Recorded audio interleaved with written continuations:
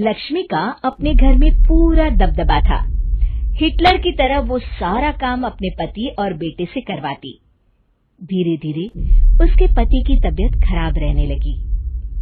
सुनो जी, अब आप बुजुर्ग हो गए हो, काम में भी अब हाथ आपकी फुर्ती से नहीं चलते।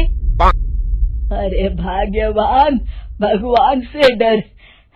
तुझसे मैंने शादी अपने इकलौते बेटे के अच्छे पालन पोषण के लिए की थी, लेकिन तूने तो उसका बेड़ा गर्क कर दिया। मैंने क्या किया? पढ़ाया लिखाया, अब नौकरी नहीं लग रही तो मैं कैसे जिम्मेदार हो गई? अब घर में बैठकर रोटी तोड़ रहा था तो मैंने कहा काम ही कर ले। एक तो भला करो और ऊपर से बातें सुनो। तभी सारंग वहां आ जाता है। बहुत भूख लगी है माँ, कुछ खाने को दे दो। अब तुम्हारे पापा का हाथ तो चल नहीं रहा है। मैं ही जा रही हूँ आज किचन में, बनाती हूँ कुछ। हे भगवान, कैसे होगा इतना काम मुझसे? लक्ष्मी किचन में काम कर रही होती है कि तभी अचानक उसे आइडिया आता है। अरे मैं भी ना, अरे यहाँ तो फ्री की नौकरानी ला सकती हूँ मैं, फिर मैं क्यों खाना बना रही हूँ? उस दिन लक्ष्मी सारंग की पसंद का खाना बनाती है और बैठकर उसे बड़े ही प्यार से खिलाती है। खा ले बेटा, खा ले, पेट भर के खा ले। अरे रुक, मैं तेरे लिए ना गर्मा गर्म रोटियां लाती हूँ। सारंग और उसके पिता एक दूसरे की ओर बड़े ही हैरानी से देखते हैं।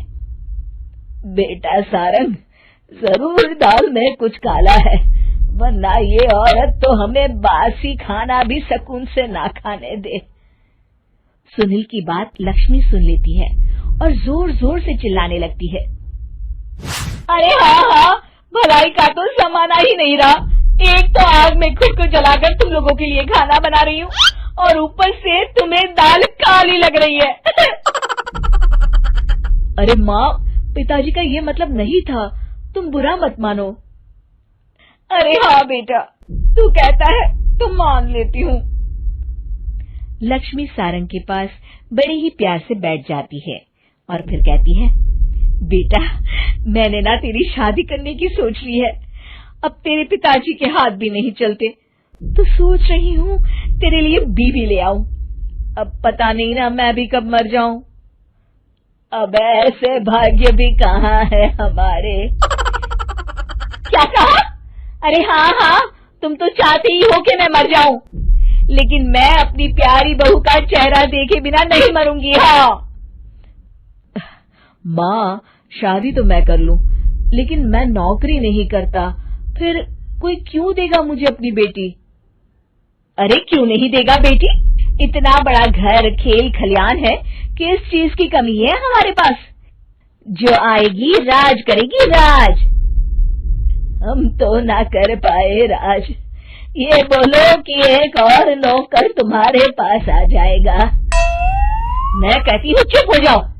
अरे खुद के घर का खाना बनाएगी तो क्या नौकरानी हो जाएगी? अब तुमसे तो किचन का काम होता नहीं, तो कोई तो करेगा ना। ठीक है माँ, तुम जैसा सही समझो बस।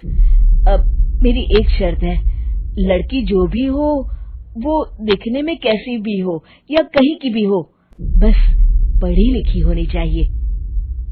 अरे हाँ, ला देंगे पढ़ी लिखी बेटा, मैंने कौन सा काम करवाना है उससे। हाँ।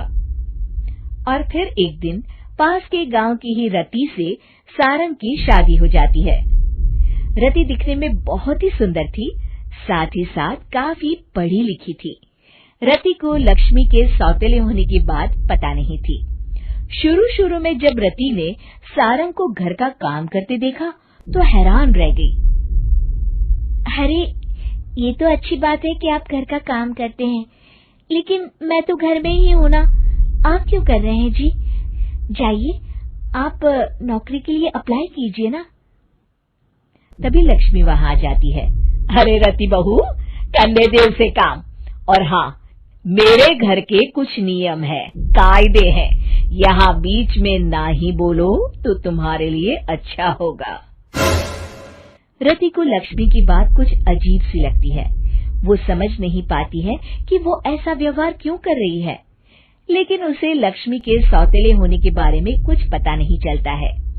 फिर एक दिन तो हद ही हो जाती है।